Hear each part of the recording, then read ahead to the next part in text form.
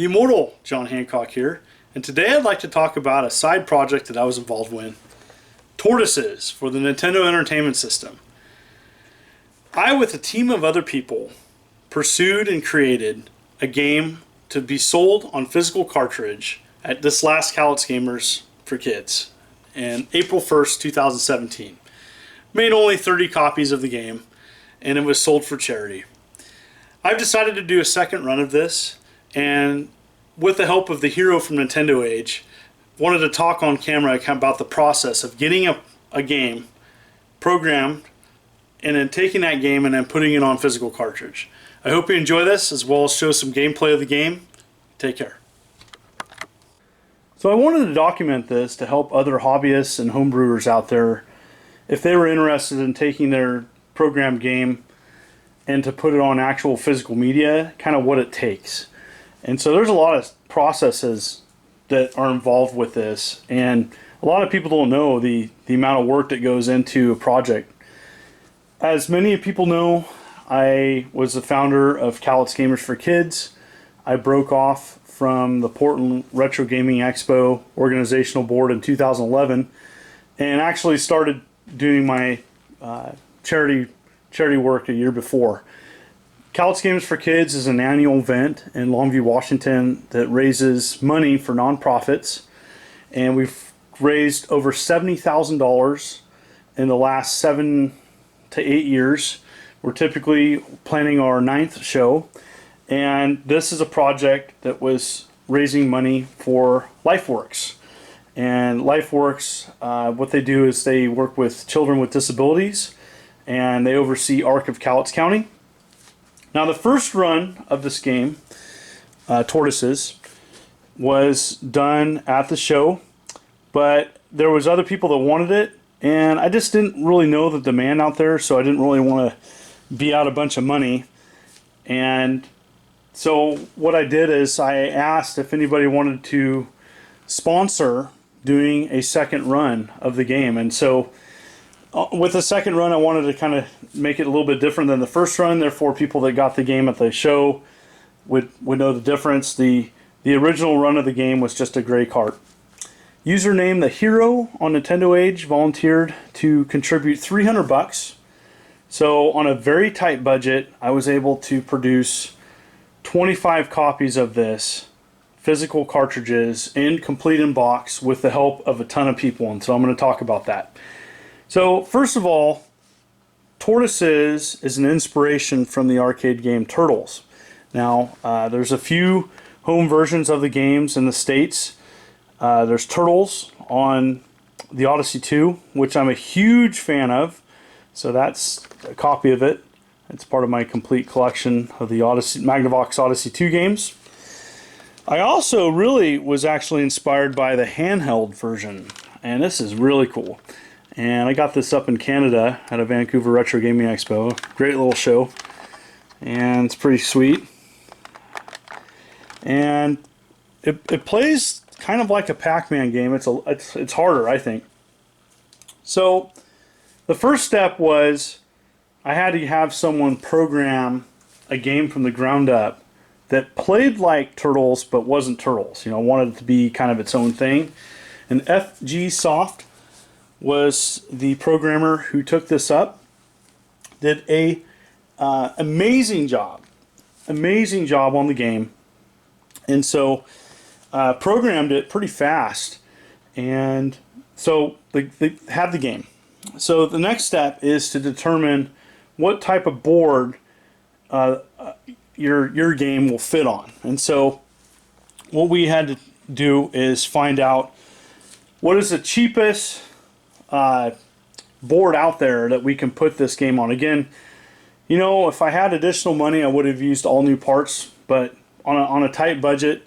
And again, this is I know this is controversial, but we did use Top Gun carts, and these Top Gun carts were it's a NES Unrom, and what it is that we used them from a local store, and the local store had Epic Entertainment, Katrina, and as well as Quarry of Classics and Oddities. They both contributed Top Gun carts for this project. These carts had sat in their stores for years. They couldn't sell them at $3 a piece. Now, again, I'm not a fan of using donor carts, but on a tight budget, we decided to do it. So, taking Top Gun carts, and again, using the same shells, I used a blow dryer to clean them up, and here's the board, and pretty much had off eBay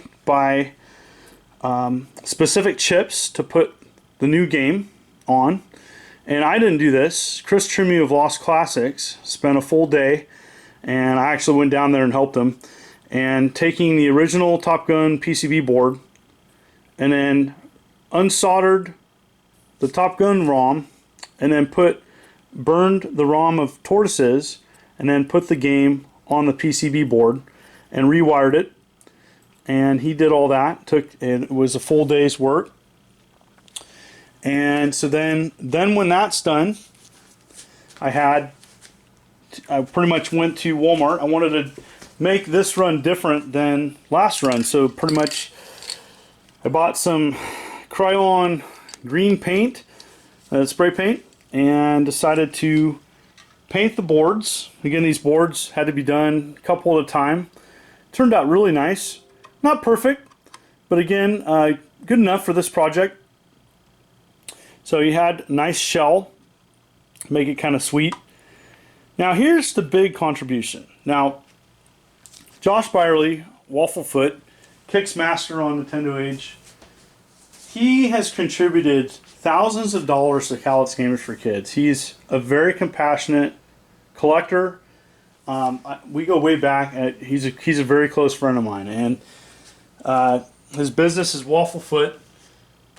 But so he took and donated and produced all the boxes for this game and labels, and it was amazing. So at zero cost, I was able to commission, Josh volunteered this, and also made the labels. Now, the labels and box art were done by a separate person, and that was, I'm going to say his name as best as I can, Andrew Mignaka, and he volunteered to create a black box art style game. Now, it's the first time he made an S-Box. Separately, I had another person, because the first run of the game didn't have an instruction manual, and so the second version of the game, Jeremiah Stilts, and he created a simple manual. Now the manual is just done on really basic paper. Again, I just wanted it as a throw, and again, I was working with $300, a $300 donation to get this done, so that people could get a second copy, a copy of the game. And so I then got aftermarket sleeves on eBay. Josh Byerly again had aftermarket foam pieces, as well as I thought, you know, if I'm gonna sell this, and again we're raising funds for next year's show. Again, Callets Gamers for Kids will take these funds specifically from Tortoises and use it to purchase raffle items such as a SNES Classic Mini, probably a 2DS XL, as well as other raffle items that will raise even more money for Arc of Cowlitz County.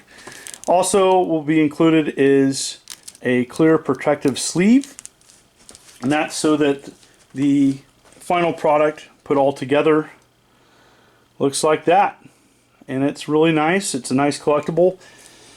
Oh yeah, so one thing I do with my collectibles as well is I try to put in like a kind of a little toy, and I found these on eBay, and they're little turtles, and they're different ones, and I thought it'd be really cool to package those into the with the game.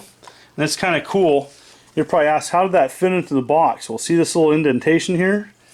You can take this turtle, and I put it like that into the box, and it fit perfectly. And so I was really excited about that.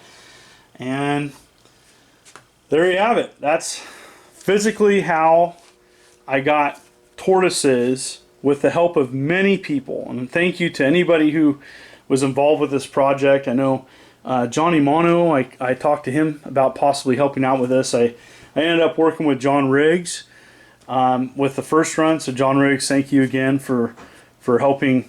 He put all the physical games on cart for the first run, and then I did all the legwork kind of for assembling it for the second run. So the other thing I'd like to note is that I made 25 copies like this. Now there's an additional 5 copies, with the only difference being that instead of the emerald green, I used this green instead, and I gave 5 of those carts to people that helped with the project. And the difference on the I put this little sticker here to note that those are light, like a different green. And so those people who helped with the project, including the person who created the manual for the second run, will get one of these. But yeah, there's 25 copies, and after those are gone, they're gone. And it's funny thing about homebrew projects like this, they're not intended to mass produce. This is a labor of love, passionate. Oh, again, they're sold for $40, and I don't know how many I'm going to have left. Like I put some on Nintendo Age. I have some left over. I don't know how long they'll last, but again, I just wanted to explain kind of the process of what it takes for this to be put together. So if you're interested, contact me and we can go from there. But again, wanted to show it. And on to the gameplay. Let's take a look at the actual game. Plays a lot like Pac-Man. It is a lot harder. So on the title screen, you can choose your difficulty. I recommend easy, and it gets tough very fast. And so this is definitely a game, if you're wanting to, play a game that is brutally difficult, this is a game for you. So there you go. Couch Gamers exclusive 2017. 30 were made for the show. An additional 25 colored carts were made as a second run. And so here we go. Right here, nice cool screen. It was programmed in. You can put in your name. I think that's really, really cool that they did that. And it's got that cool like Commodore 64 feel to it. I really enjoy it. Nice introduction here. And the game starts off fast. You can press start at any time with the bouncing screens. You can press start on your controller and it'll bypass that. So here we go.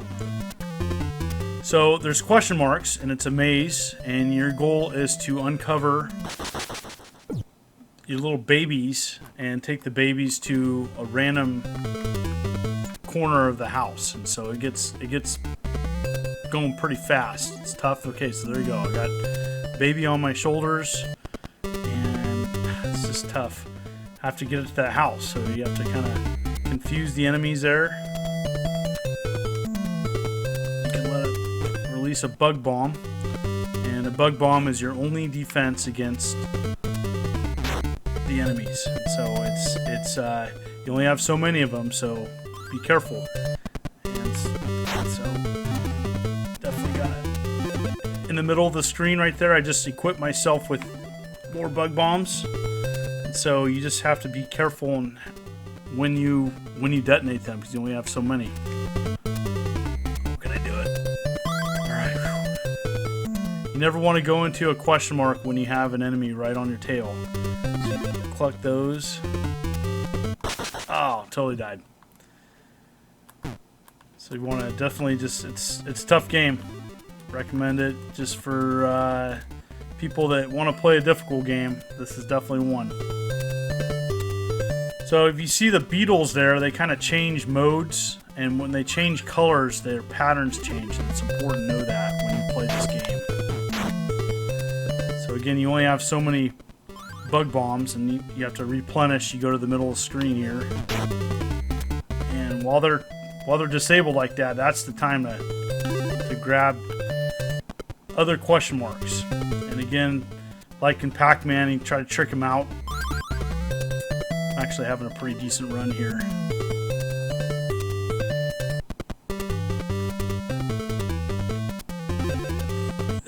Come on. All right. Yes. It's a pretty tough game. Again, even getting past one level is pretty cool. This is a cool special effects. And so it's a high score game. You can play for score. On to floor 2. I rarely get to this floor. And I think there's 8 floors.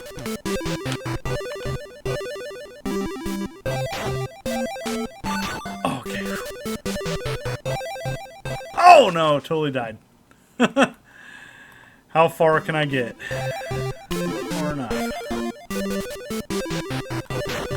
Okay. Alright. Baby on my back. And again, it's good to kind of trick out the beetles. Oh, I got lucky there. So it randomly chooses one of 4 corners in which to appear. So what you get lucky if you uncover a question mark and the house is like right there.